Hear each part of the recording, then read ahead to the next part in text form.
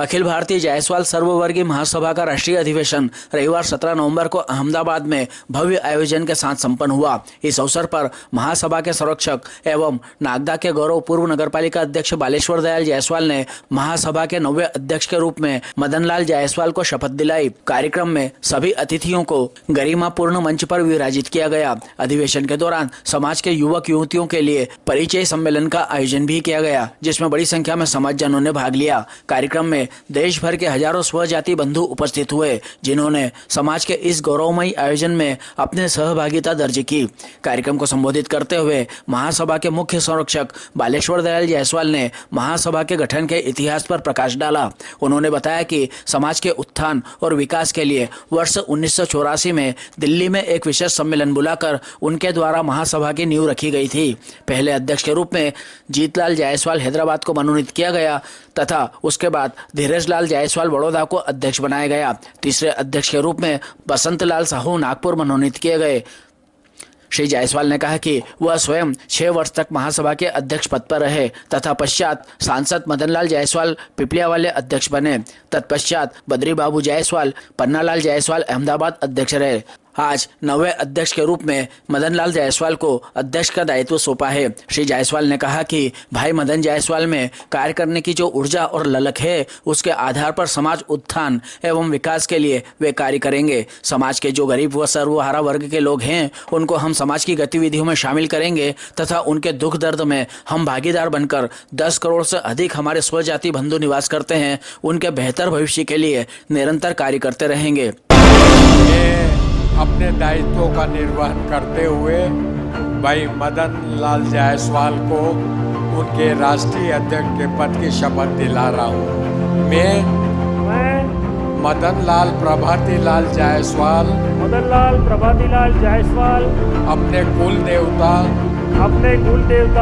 श्री राज राजेश्वर भगवान शास्त्रार्जुन की शपथ लेता हूँ कि अखिल भारतीय जायसवाल सर्ववर्गीय महासभा के राष्ट्रीय अध्यक्ष के रूप में अपने पद एवं दायित्व का निर्वहन पूरी निष्ठा और ईमानदारी के साथ करूँगा। मैं शपथ लेता हूँ कि महासभा के राष्ट्रीय अध्यक्ष के रूप में बिना किसी भेदभाव एवं बिना किसी राग द्वेष के सभी स्वजातीय बंधुओं के साथ समान रूप से व्यवहार करूंगा। मैं स्वजातियों के सुख दुख में सदैव तैयार रहूंगा तथा महासभा के विकास के लिए सदा सर्वदा काम करते हुए महासभा के उद्देश्यों की पूर्ति के लिए प्रयत्नशील बना रहूंगा। बहुत बहुत धन्यवाद।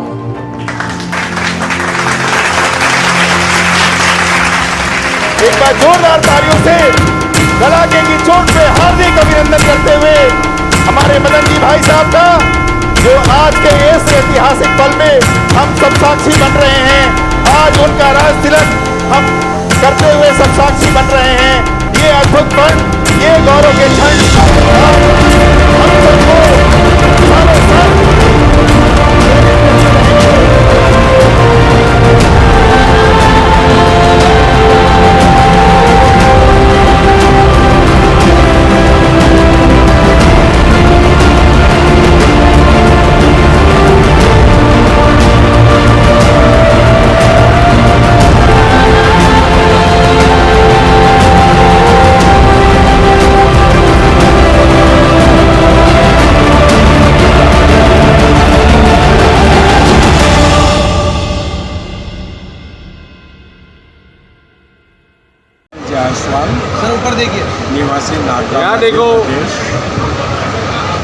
वरिष्ठ संरक्षक के रूप में अभी वर्तमान में कार्यरत है।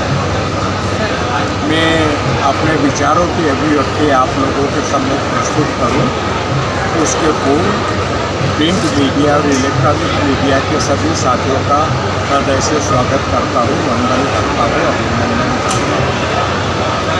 समाज के उत्थान और विकास के लिए सन 1984 में इस देश की राजधानी दिल्ली की पावन माटी में मैंने समाज का एक विस्तृत सम्मेलन बुलाया था और 1984 में अखिल भारतीय जायसवाल सर्ववर्गीय महासभा का गठन किया था। मूल उद्देश्य ये था कि देश में बसे करोड़ों लोगों का उत्थान और विकास हो, समाज की कुरीतियाँ दूर हो। सर्वप्रथम हमारे राष्ट्रीय अध्यक्ष बने थे जीतलाल जी जायसवाल हैदराबाद वाले। उसके बाद धीरज लाल जी जायसवाल बड़ौदा वालों को राष्ट्रीय अध्यक्ष का अवसर मिला। उसके बाद बसंत लाल जी साहु नागपुर वालों को मिला। उनके बाद में मैं 6 वर्ष तक राष्ट्रीय अध्यक्ष रहा। मेरे बाद में मदन लाल जी जायसवाल बेतिया वाले जो सांसद थे वो बने। उनके बाद बद्री बाबू जायसवाल, पन्ना लाल जी जायसवाल अहमदाबाद।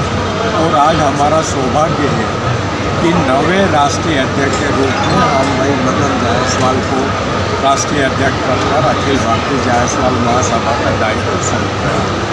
हमें पूर्ण विश्वास है भाई मदन जायसवाल के अंदर जो ऊर्जा है, जो कार्य करने का लालच है, जो कार्य करने की इच्छा है, उसके आधार पर वो समाज के उत्थान और विकास के लिए कार्य करेंगे।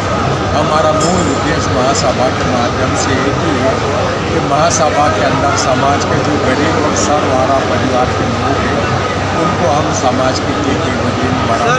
सर ये बताइए सर, समाज ये बताइए कि इस सम्मेलन से क्या समाज में मैसेज देना चाहेंगे, राजकीय तौर पे या सामाजिक तौर पे क्या मैसेज देना चाहेंगे समाज के लिए? क्या इससे इसका इफेक्ट क्या पड़ेगा? देखिए, समाज के लिए हमारा सीधा सा मैसेज है कि समाज में जो सर्वहारा और गरीब परिवार के लोग हैं उनके दुख दर्द में हम भागीदार बनकर उनके दुख दर्द दूर करें। देश के अंदर 10 करोड़ से अधिक हमारे स्वजाति बंधु निवास करते हैं और आज हमारे राज राजेश्वर सहस्त्रार्जुन जो हमारे आराध्य देव हैं, जिनकी जन्मस्थली महेश्वरी में है, उनके प्रण को लेकर हम निरंतर समाज के उत्थान और विकास के लिए कार्य करते हैं। हमारी हार्दिक इच्छा है कि समाज के कुरीतियों को दूर करें, समाज के अंदर अच्छे आचार व्यवहार को हम लागू करें और ख़ास करके ऐसे परिवार जो कई दूर गांवों के अंदर बसे हैं, जिनका दुख दर्द देखने वाला कोई नहीं है, भाई मदन जायसवाल को अधिकार दिया है राष्ट्रीय अध्यक्ष का कि ऐसे लोगों के दुख दर्द में सहभागिता करें। सर, गुजरात में जायसवाल समाज का राजनीति में कितना महत्व है, उसके लिए क्या कहेंगे? राजनीति में कितना महत्व है? मेरी बात सुनिए, एक समय वो था कि जब राष्ट्रीय राजनीति में समाज के लोगों का कोई रोल नहीं था, लेकिन जब हमने समाज के लोगों को राजनीतिक विचारधारा से जोड़ा तो हमारे लिए सौभाग्य का दिन था कि जब डॉक्टर मदन प्रसाद जायसवाल बेतिया वाले सांसद बने तब लोकसभा के अंदर हमारे 9 सांसद थे। श्री प्रकाश जी जायसवाल हमारे नागपुर वाले वो हो गए और धुरंधर लोग हो गए। आज भी भाई संजय जायसवाल डॉक्टर मदन प्रसाद जायसवाल के जो लड़के हैं वो बिहार के भाजपा के राष्ट्रीय अध्यक्ष हैं और अभी आदरणीय नरेंद्र भाई मोदी ने उनको लोकसभा के बहुत बड़े उत्तरदायित्व का निर्वहन करने के लिए अधिकृत किया है कि लोकसभा की कार्यप्रणाली को वो अपने हिसाब से करेंगे। ओके भाई, भरत भाई सोमवार 18 नवंबर को अतिथियों की उपस्थिति में 24,000 स्क्वायर फीट में 15 करोड़ की लागत से निर्मित जायसवाल भवन का लोकार्पण किया गया। लोकार्पण समारोह में बतौर मुख्य अतिथि मुख्य राष्ट्रीय संरक्षक बालेश्वर दयाल जायसवाल, श्री 1008 महामंडलेश्वर संतोषानंद देवजी महाराज, राष्ट्रीय संरक्षक किशोर हेमराज जायसवाल, रविंद्र जायसवाल, राज्य मंत्री रेवेन्यू उत्तर प्रदेश ने शिरकत की।